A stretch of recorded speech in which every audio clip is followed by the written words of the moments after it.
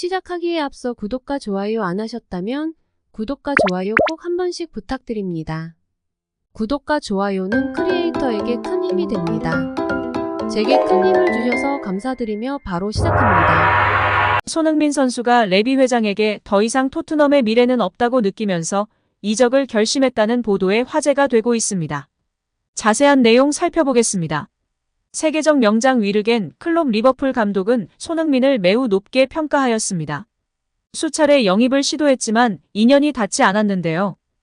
영국 더 미러지는 18일 특집 기사를 게재했는데요. 리버풀이 놓친 결정적 6명의 선수라는 제하의 기사에서 손흥민이 6명의 리스트에 포함됐습니다. 6명은 레알의 오렐리앙 추아메니, 주드 벨링엄 레알 베식타스의 알렉스 테세이라, 나폴리의 피오트르, 지엘린스키, 베티스의 나빌 페키르, 그리고 토트넘의 손흥민입니다. 미러지는 위르겐 클롭 감독은 2013년 보루시아 도르트문트를 맡았을 때 처음 영입을 시도했지만 당시 바이에른 레버쿠젠에 합류했다. 당시를 회상한 클롭 감독은 내 인생에서 가장 큰 실수 중 하나는 손흥민과 계약하지 않은 것이라며 안타까워한다며 클롭 감독은 그는 환상적이고 한국 축구의 상징이고 세계 최고의 스트라이커 중 한 명이라고 평가한다고 발언한 사실을 재조명했습니다.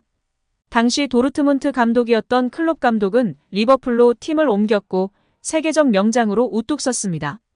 손흥민 역시 토트넘에 안착하면서 지난 시즌 아시아인 최초 EPL 득점왕에 오르기도 했습니다. 리버풀은 손흥민의 영입을 여러 차례 타진했지만 결국 성사되지 않았는데요. 여기에 최근 영국 매체 더선에서는 손흥민은 2025년 계약기간 만료로 올해 여름이 이적하기에 가장 적기인 상황이다 라고 보도하였습니다. 손흥민 선수는 아무래도 계약기간이 2년 남았을 경우 이적이 더 활발하게 일어날 수 있는데요. 계약기간이 1년 남게 되면 조금만 기다리면 FA로 풀려주급도 훨씬 더 유리하게 계약할 수 있어 선수 입장에서도 크게 손해가 아니게 되나. 파는 구단 입장에서는 1년 뒤 한 푼도 못 받기 때문에 적당한 가격이나 낮은 가격에 팔아야 하는 극단적인 상황에 놓이게 됩니다. 따라서 구단 입장에서는 높은 이적료를 받을 수 있는 가장 이적 적기는 2년 남았을 때인 이번 여름이 가장 이상적인 이적 시기입니다. 클롭이 손흥민을 이전부터 주시하며 관찰해왔기에 당장 성과를 낼 수 있는 손흥민 영입을 원하고 있다고 밝혔습니다. 또한 영국 매체 풋볼 런던에서는 리버풀은 손흥민 현재 받고 있는 주급 약 3억 4천만 원보다 높은 금액은 물론 타 구단과의 경쟁에서 압도적인 우위를 갖기 위해 손흥민과 주급 협상에 열린 태도로 임할 것이다. 이번 시즌 챔스 진출에 실패했지만 이 때문에 더욱 공격적인 영입을 계획하고 있는 리버풀이다. 첫 스타트는 토트넘의 미들맨 검증된 공격수인 손흥민이 될 것이다. 손흥민은 토트넘에 애정이 많지만 레비 회장의 태도에 실망했고 지쳤다. 팀의 발전성을 전혀 발견하지 못해 떠날 결심을 굳혔다. 라고 보도하며 많은 관심을 받고 있습니다. 또한 모하메드 살라의 파리 생제르맹 이적설을 나오며 화제가 되고 있습니다. 리버풀의 살라가 파리로 가고 토트넘의 손흥민이 그 빈자리를 대체한다는 보도입니다. 살라는 리버풀의 상징적인 공격수입니다. 첼시와 피오렌티나 로마를 거치며 성장했고 2017년 리버풀에 합류한 이후 전설 반열에 올랐습니다. 이적 첫 해부터 뛰어난 모습을 보이며 리버풀의 공격을 이끌었고 리그 32골로 득점왕에 올랐습니다. 이는 리그가 38경기 체제로 전환된 이후 최다 득점 기록에 해당했으며 올 시즌 엘링 홀란드가 경신하기 전까지 최다 기록이었습니다. 이후에도 꾸준히 활약했는데요. 매 시즌 20골 이상씩 넣는 등 뛰어난 득점력을 자랑했습니다. 시즌 초중반까지 부진 논란에 휩싸였지만 후반기 엄청난 득점 페이스를 자랑하며 논란을 종식시켰습니다. 컵 대회 포함 51경기에 출전해 30골 16어시스트를 기록, 리그에서도 44개의 홀란드, 33개의 해리 케인에 이어 31개로 최다 공격 포인트 3위에 올랐습니다.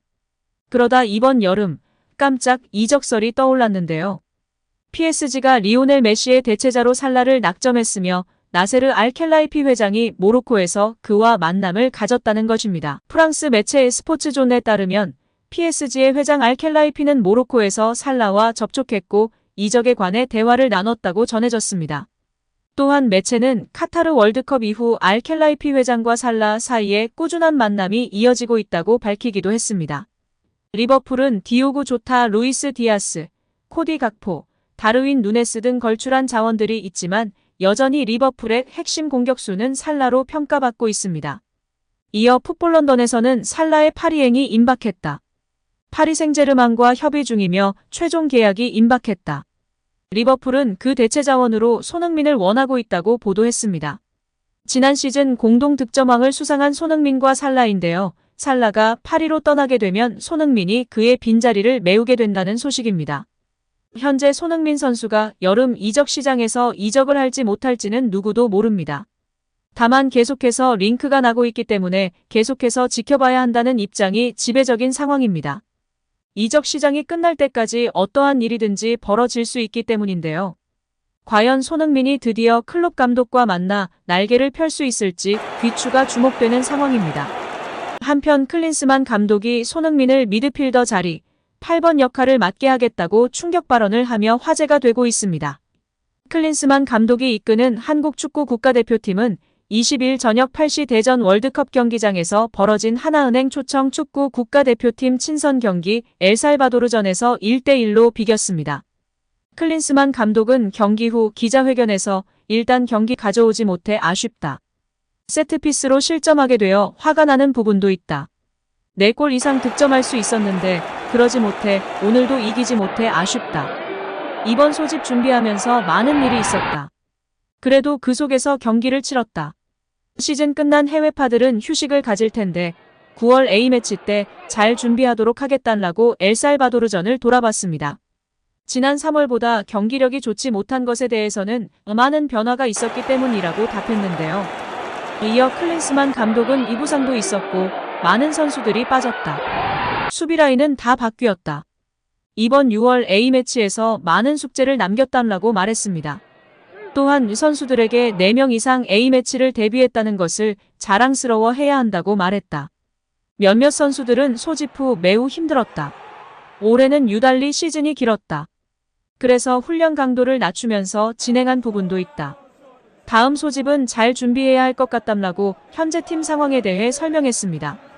후반전 이후 투톱 공격진을 가동한 것이 임시적인 조치였느냐는 질문에 대해 염두에 두고 있던 포메이션이라고 말했습니다. 특히 이 발언을 통해 큰 화제가 되며 갑론을박이 벌어지고 있습니다. 클린스만 감독은 2명의 스트라이커가 있으면 더 많이 득점할 수 있다. 2023 AFC 카타르 아시안컵에서 수비로 내려서는 팀과 상대하게 될 것인데 이때 투톱을 놓고 손흥민에겐 8번 역할을 부여하는 것도 구상하고 있다. 그리고 지난 경기에서도 투톱으로 경기했다라고 설명했습니다. 세계 최고의 공격수를 8번 롤에 뛰게 하는 감독이 어디 있냐며 흥분하고 불만을 토로하는 팬들이 일단 더 많은 상황입니다.